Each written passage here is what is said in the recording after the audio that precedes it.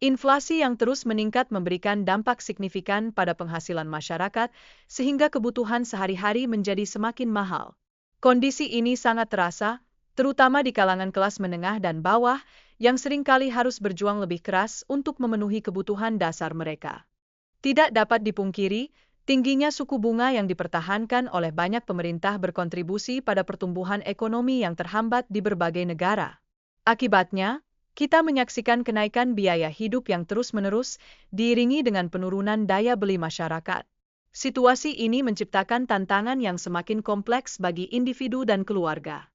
Maka penting untuk menjadi paham mengenai suku bunga, terutama dalam konteks pengambilan keputusan investasi. Sayangnya, banyak orang yang masih kurang menyadari betapa besar dampak suku bunga terhadap pasar saham dan cryptocurrency, yang seharusnya menjadi perhatian bagi siapa saja yang ingin mengelola keuangannya dengan bijaksana. Sementara itu, kenaikan suku bunga di Amerika Serikat dan Indonesia telah membuat utang semakin mahal.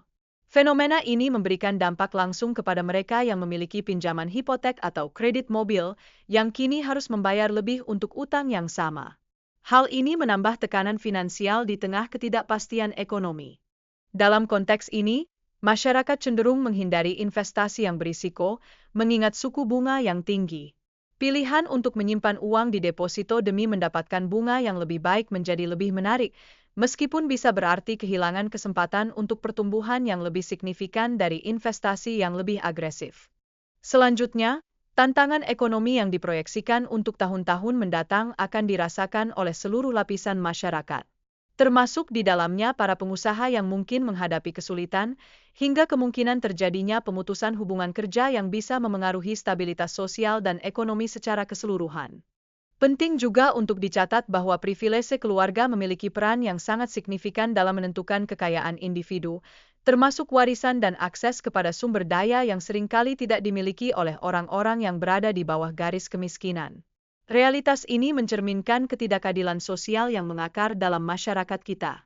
Maka, membangun dan memperkuat hubungan sosial menjadi krusial.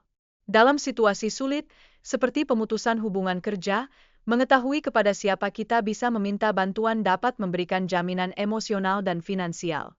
Hubungan yang solid bisa berfungsi sebagai jaring pengaman dalam menghadapi kesulitan.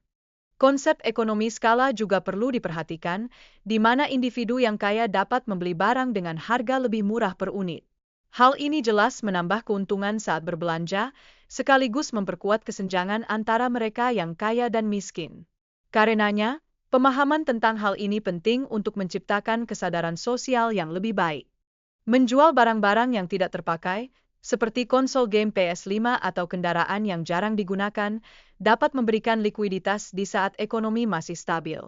Tindakan ini menjadi langkah strategis untuk mempersiapkan diri menghadapi kemungkinan resesi yang dapat terjadi di masa depan.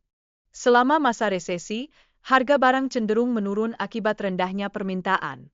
Memiliki uang tunai di saat-saat seperti ini memberikan kesempatan untuk membeli barang-barang tersebut dengan harga diskon. Ini menunjukkan betapa pentingnya persiapan finansial yang matang. Ketika memutuskan untuk membeli barang, sebaiknya kita lebih memilih produk lokal dan menghindari pembelian barang yang tidak diperlukan. Tindakan ini tidak hanya membantu menjaga keuangan tetap stabil di tengah krisis ekonomi, tetapi juga berkontribusi pada penguatan ekonomi lokal. Ada banyak pilihan kelas dan webinar yang tersedia secara online, baik yang berbayar maupun gratis, untuk meningkatkan pengetahuan finansial individu. Dengan akses yang luas untuk belajar, kita memiliki kesempatan untuk memahami lebih baik tentang para strategi pengelolaan keuangan. Salah satu inisiatif yang patut dicontoh adalah Blue Academy, yang bekerja sama dengan 1% untuk menyediakan program edukasi finansial gratis. Program ini telah membantu ribuan individu memahami literasi keuangan dengan lebih baik, menjadi kesempatan berharga untuk belajar tanpa biaya.